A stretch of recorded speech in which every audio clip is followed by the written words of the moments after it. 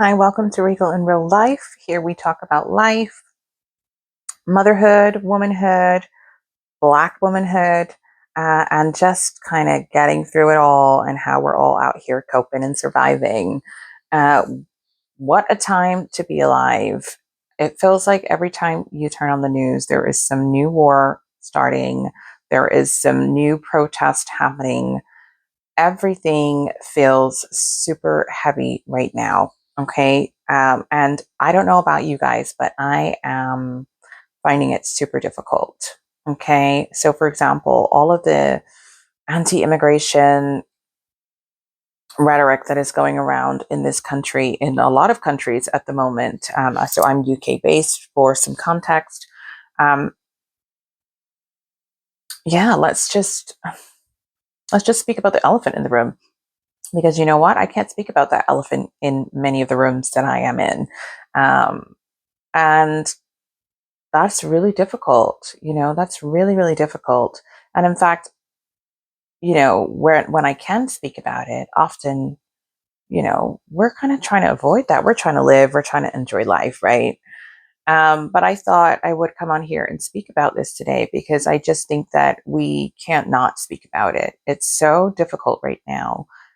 This idea of who belongs and who doesn't belong, who has a right to their humanity and who doesn't have a right to their humanity. And the fact that we can even have questions like that exist here in 2026, it's disappointing. It's frustrating. It is just It's just angering. But what is more frustrating is the fact that people don't understand the impact that these discussions actually have on people, on the people with lived experience, on the migrant families, on the asylum seekers, on the Black and Brown individuals. You know, this is not just a news story. This is our lives that are being discussed and debated and questioned, our contributions being discussed and debated and questioned, and our value as people, as human beings, as individuals being discussed, debated, and questioned. I don't know why anyone feels that they have that right. And it's just, I have lost multiple friends in the last year on this topic alone. And I'm not talking about acquaintances. I'm not talking about people I knew for a short period of time. I'm talking about a decade long friendship, two of them. And the fact of the matter is, people will not even understand why. You know, they will frame you as the person who is overreacted.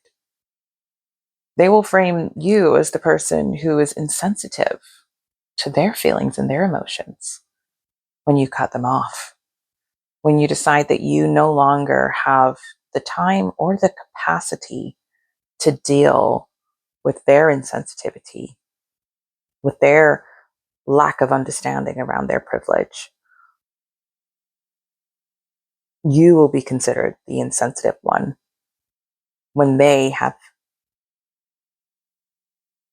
violated you and other people just by the mere conversation about the value of human lives, migrant people, asylum seekers, etc.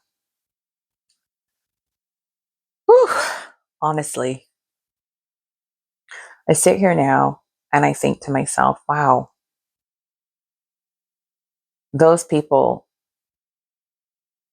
who will have these conversations, engage in these conversations with little to no actual interaction with the individuals they are talking about.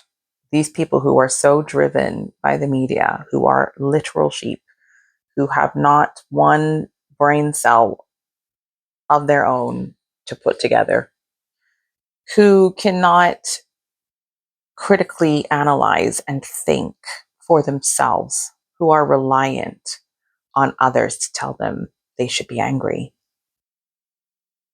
Those people. People I've called friends, people I've called coworkers, people who work within roles where they should value human diversity. It's no wonder we have the health disparities that we have in all of the Western countries, because people do not value, do not see so many of us as human. And that's no matter what sector you're working in, whether that's healthcare, whether that's education, right?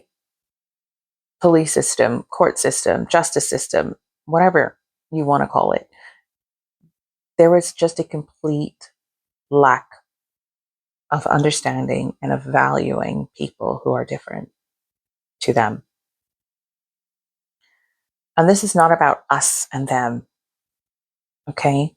This is about us, the collective. That includes allies, that includes people who get it, right? My husband, he's an ally, he gets it. Many friends, colleagues I have, they're allies, they get it. But not everybody does. And sometimes, yes, whilst things are very subconscious, whilst we have all been conditioned into this anti-Blackness, anti-immigrant rhetoric. We've all been conditioned into that. Whilst there is some subconscious bias, people need to start taking ownership of that. They need to educate themselves. We can't just keep saying, oh, it's subconscious, it's subconscious. Well, let's bring it to the conscious. Let's bring it forward. Let's learn, let's educate ourselves. If you are truly an individual who says that you care about others, then it is your duty, right? It is your duty to make sure that you educate yourself. It is your duty to try and understand. It is your duty to show and express compassion. When we tackle racism, racist rhetoric, systemic, institutional, interpersonal, internalized, when we tackle all of that, it requires a level of consciousness and it requires a level of care. So if you're an individual or a professional who claims to care, you have to start looking at this topic outside of yourself. This is not about your own personal views or even your own personal actions. This is about the views and the actions of the masses. Do you want to be a person who continues to push and drive a wedge between communities?